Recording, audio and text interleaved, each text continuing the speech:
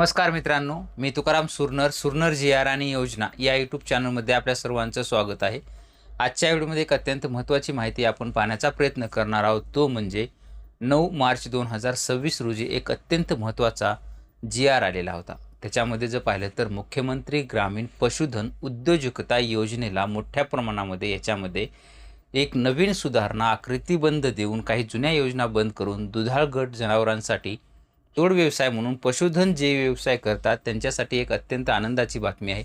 याच्यासाठी तुम्हाला 50% ते 75% अनुदान दिलं जाणार आहे. म्हणजेच तुम्हाला 5.5 लाखाच्या आसपास ते 8.5 लाखाच्या आसपासचं अनुदान दिलं जाणार आहे. सविस्तर योजना काय आहे, याच्यामध्ये तुम्हाला किती गाई म्हशी आहे, त्याच्यामध्ये कशा पद्धतीचं अनुदान दिलं जाणार आहे, त्याची पात्रता काय आहे, त्याच्या अटी काय आहेत, शर्ती काय आहेत, कागदपत्र कोणते लागणार आहेत, स्टेप बाय स्टेप संपूर्ण माहिती आजच्या व्हिडिओमध्ये आपण करणार आहोत. जर व्हिडिओला तुम्ही लाईक केलं नसेल तर व्हिडिओला लाईक करा, तुमच्या मित्रपरिवारांना शेअर करा आणि चॅनलला सबस्क्राईब करून ठेवलं नसेल तर नक्की चॅनलला सबस्क्राईब करून ठेवा. चला तर मग व्हिडिओला आजच्या सुरुवात करूया. स्क्रीनवर पाहू शकता आपण. जर पाहिलं तर हा जी आर जर पाहिलं तर 9 मार्च 2026 रोजीचा हा जी आर आहे. या जी आर नुसार जर सांगण्यात काय आलेलं आहे तर एकूण राज्यस्तरावर जर पाहिलं तर 18 प्रकारच्या योजना या राज्यस्तरीय योजना म्हणून अंमलात आणल्या जात होत्या. परंतु सद्यस्थितीला काय केलेलं आहे, या 18 योजनांपैकी फक्त 2 योजना सध्या सुरू ठेवण्यात आलेल्या आहेत आणि बाकीच्या ह्याच्यामधील 11 योजना या बंद करण्यात आलेल्या आहेत आणि 5 योजना सुधारित स्वरूपामध्ये आणल्यात आणि 5 नवीन सुरू करण्यात आलेल्या आहेत. या योजना आपल्याला किती आहेत, याच्यापेक्षाही महत्त्वाचं काय आहे तर आपल्यासाठी सद्यस्थितीला कोणत्या योजना आहेत त्याच्यासाठी जर पाहिलं तर स्क्रीनवर पाहू शकता की सुधारित व नवीन योजनांचा योजनानिहाय तपशील पुढील प्रमाणे आहे. त्याच्यातलं काय आपण पहिली योजना पाहणार आहोत ती म्हणजे 5 दुधाळ गाय किंवा म्हैस पालन प्रकल्पद्वारे उद्योजकता विकास योजना ही योजना आहे. याचा काय आपल्याला सविस्तर माहिती घेणार आहोत. लाभाचं स्वरूप कसं आहे, लाभार्थ्यांना 5 दुधाळ गायी किंवा म्हशी आणि 3 वर्षाचा विमा सोबत शेड व साधन सामुग्री दिली जाणार आहे. लाभार्थी कोण असणार आहे, त्याच्यामध्ये सर्व प्रवर्गातील अल्पभूधारक, अत्यल्प भूधारक व महिला बचत गट. आणि ह्याचे निकष कसे दिले जाणार आहेत तर पाहू शकता की सर्वसाधारण प्रवर्ग, अनुसूचित जाती, अनुसूचित जमातीमधील लाभार्थी कशाप्रमाणे उतरत्या एकदम क्रमानं दिले जाणार आहेत. सर्वप्रथम अगोदर जर पाहिलं तर अत्यल्प भूधारक जे लाभार्थी असणार आहेत म्हणजेच 1 हेक्टरपर्यंत जमीन असणारे. त्यानंतर अल्पभूधारक म्हणजे 1 ते 2 हेक्टरपर्यंत असणारे भूधारक त्यांचा क्रमांक लागणार आहे. त्यानंतर 3 नंबरला वन हक्क धारक जर असतील तर त्यांचा उतरता क्रम आहे आणि 4 नंबरला महिला बचत गटातील जे काही लाभार्थी असतील त्या लाभार्थी क्रमांक त्यांचे उतरत्या क्रमाने असा प्राधान्य त्यांना दिलं जाणार आहे. आणि या जे संपूर्ण घटकामध्ये जर पाहिलं तर दिव्यांगासाठी 5% तसेच महिलांना 30% आरक्षण लागू असणार आहे. पात्रता याच्यासाठी काय काय असणार आहे आता 1 एकर स्वतःची जमीन किंवा 5 वर्षे नोंदणीकृत भाडेपट्टा इतकी जमीन आवश्यक असणार आहे. परंतु याच्यासाठी जर पाहिलं तर 3 नंबरचा जो काही हा वन हक्क धारक आहे त्याच्यासाठी ही अट लागू राहणार नाही असं सुद्धा सांगण्यात आलेलं आहे. त्यानंतर पशुपालन दुग्ध व्यवसायाचे शासकीय निमशासकीय संस्थेचे प्रशिक्षण असणं गरजेचं आहे. जर प्रशिक्षण तुमच्याकडे नसेल तर तुम्हाला याचा अनुदानाचा लाभ घेण्यापूर्वी ते सादर करणं सुद्धा गरजेचं आहे किंवा 2 वर्षाचा दुग्ध व्यवसायाचा अनुभव सुद्धा असणं गरजेचं आहे. आता या प्रकल्पाची संपूर्ण किंमत किती असणार आहे, प्रकल्पाची किंमत पाहू शकताय की 5 गाय किंवा म्हशी एकूण रक्कम असणार आहे 5 लाख. म्हणजे एका गाई किंवा म्हशीची किंमत असणार आहे 1 लाख रुपये. त्यावरती विमा असणार आहे, विमा सुद्धा त्याच्यामध्ये रक्कम ऍड करून दिलेली आहे म्हणजे 12×5 = 60. वरची जी काही रक्कम असेल तर इथं तुम्हाला 12,000 रुपयाच्या हिशेबानं तुम्हाला प्रति गाईचा किंवा म्हशीचा विमा सुद्धा दिला जाणार आहे. आणि एकूण अशी रक्कम जर पाहिलं तर फक्त गाय किंवा 5 म्हशी किंवा गाय म्हशीची किंमत 5,60,180 रुपये इतकी रक्कम असणार आहे विम्यासह. त्यानंतर शेड निर्मितीसाठी 3 लाख रुपये दिले जाणार आहेत आणि साधन सामुग्री सुद्धा दिली जाणार आहे. त्याच्यामध्ये काय आहे, कडबा कुट्टी यंत्र आहे, फँगिंग मशीन आहे, खाण्यापाण्याची जी काही भांडी आहेत खाद्यपाण्याची किंवा मिल्किंग मशीन असेल किंवा दूध कॅन असेल, फवारणी यंत्र असेल आणि 3 किलो वॅटचं सोलार सुद्धा तुम्हाला दिलं जाणार आहे. इतर साहित्याची संपूर्ण किंमत जर पाहिली तर 2,75,000 अशी रक्कम आहे.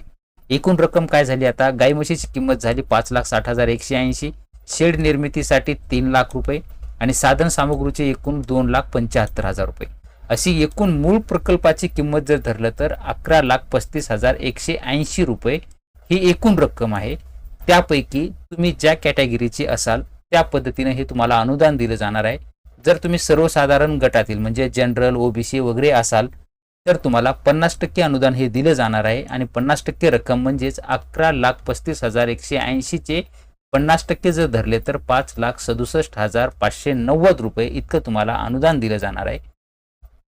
त्यानंतर जर अनुसूचित जाती म्हणजे SC ST कॅटेगरीमधून तुम्ही जर असाल तर तुमच्यासाठी 75% हे तुम्हाला अनुदान दिलं जाणार आहे.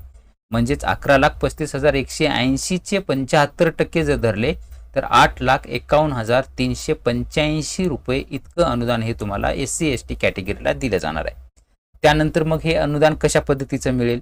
अनुदान पडण्याचे 2 टप्पे असणार आहेत. त्याच्यामध्ये काय आहे तर अनुदानाचं जी काही 50% रक्कम म्हणजे हे SC ST असाल तर 8,51,000चे 50% आणि अनुसूचित आपलं सर्वसाधारण असाल तर 5,67,000चे 50%. 50% ही रक्कम तुम्हाला पहिल्या टप्प्याचं अनुदान तुमचं शेड निर्मिती झालं किंवा साधन सामुग्री तुम्ही खरेदी केल्यानंतर म्हणजे तुम्हाला अगोदर तुमचा अर्ज भरायचा आहे. भरल्यानंतर तुमची प्रथम येणाऱ्यास प्रथम प्राधान्य ह्या हिशोबाने तुमची निवड होईल आणि निवड झाल्याच्या नंतर तुमची जे काही तुम्हाला मंजुरी दिल्यानंतर शेड निर्मिती तसेच साधन सामुग्री खरेदी केल्यानंतर तुम्हाला 50% रक्कम दिली जाणार आहे. आणि त्यानंतरच्या उर्वरित जी काही दुसरा टप्पा आहे 50%चा ती रक्कम तुमची जनावरं खरेदी केल्याच्या नंतर दिली जाणार आहे. म्हणजे तुम्हाला हे अनुदान 2 टप्प्यात दिलं जाणार आहे. एक शेड निर्मिती आणि साहित्य खरेदी केल्यानंतर आणि दुसरं जनावरं खरेदी केल्यानंतर दिलं जाणार आहे. ह्याच्यासाठी आता आवश्यक कागदपत्र काय तुम्हाला स्वतःच्या नावानं 7/12 उतारा किंवा किमान 5 वर्षाचा भाडेपट्टा नोंदणीकृत करारनामा आहे. वनहक्क जमिनीसाठी 7/12ची गरज नाही आपण तुम्हाला सांगितलेलं आहे. दुग्ध व्यवसायाचं प्रमाणपत्र तुम्हाला किंवा 2 वर्षाचं दुग्ध विक्री करत असल्याचं तुमचं प्रमाणपत्र असणार आहे. जर तुम्ही दिव्यांग असाल तर तुम्हाला UDIDचं प्रमाणपत्र लागणार आहे आणि बचत गटाच्या सदस्य असाल तर प्रमाणपत्र लागणार आहे. जे की आपण ह्याच्या अगोदरती पाहिलेले होते तेच ह्याच्यामध्ये पात्रता देण्यात आलेले आहेत. आता तुमचं याच्यामध्ये नेमकं गायी कशा पद्धतीनं घ्यायच्या? अनेक जणांचं म्हणणं असं होतं की नाही ते त्याच्यासाठी 10-12 लिटर देणाऱ्याच गायी पाहिजे, जर्सीज गायी पाहिजे, त्याच गायी पाहिजेत. आपल्यासाठी काही खेडेगावातील लोकांसाठी काही कामाची असं काहीही नाहीये. अटी शर्तीमध्ये त्यांनी दिलेलं आहे प्रतिदिन 10 ते 12 लिटर दूध उत्पादन देणाऱ्या HF जर्सी या संकरित गायी किंवा प्रतिदिन 8 ते 10 लिटर दूध उत्पादन देणाऱ्या गीर असेल, सहीवाल असेल, रेड सिंधी असेल, राठी किंवा थारपारकर असेल किंवा त्यानंतर प्रतिदिन 5 ते 7 लिटर दूध देणाऱ्या स्थानिक प्रजातीच्या गाई म्हशींचं वाटप करण्यात येणार आहे. तिन्ही पद्धतीचं आहे. तुम्हाला जास्त उत्पादन पाहिजे असेल जर्सी सुद्धा आहे, प्रतिदिन 8 ते 10 आहे आणि आपण खेडेगावातले स्थानिक जे काही प्रजातीच्या गाई म्हशी वापरतो त्याच्यासाठी 5 ते 7 लिटर दिवसाला दूध देणाऱ्या सुद्धा त्याच्यामध्ये आहेत.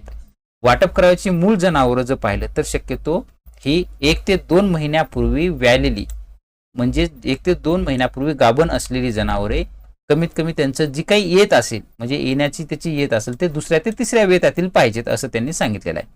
त्यानंतर पात्र लाभार्थ्यांनी त्याची निवड झाल्यानंतर जिल्हा उपायुक्त पशुसंवर्धन व दुग्ध व्यवसाय यांना कळवलेल्या दिनांकापर्यंत म्हणजेच 1 महिन्याच्या कालावधीत म्हणजे निवड झाल्यापासून 1 महिन्याच्या कालावधीमध्ये तुम्हाला लाभार्थ्यांना शेड निर्मिती करणं आणि साधन सामग्री खरेदी करणं आहे तेव्हाच त्यांना 50% मिळणार आहेत. त्यानंतर 1 महिन्याच्या कालावधीनंतर लाभार्थ्यांनी त्याच्या पसंतीनुसार कोणतेही 10 ते 12 लिटर दूध देणारे 8 ते 10 किंवा 5 ते 7 यापैकी तुम्हाला जी पसंत पडतील ती जनावरं तुम्हाला खरेदी करायची आहेत. परत इतर राज्यातून करा किंवा तुम्ही आपल्या राज्यातून करू शकता किंवा बाहेरून सुद्धा करू शकता पण ती खरेदी करावी लागणार आहे. त्यानंतरच तुम्हाला 50% रक्कम राहिलेली मिळणार आहे.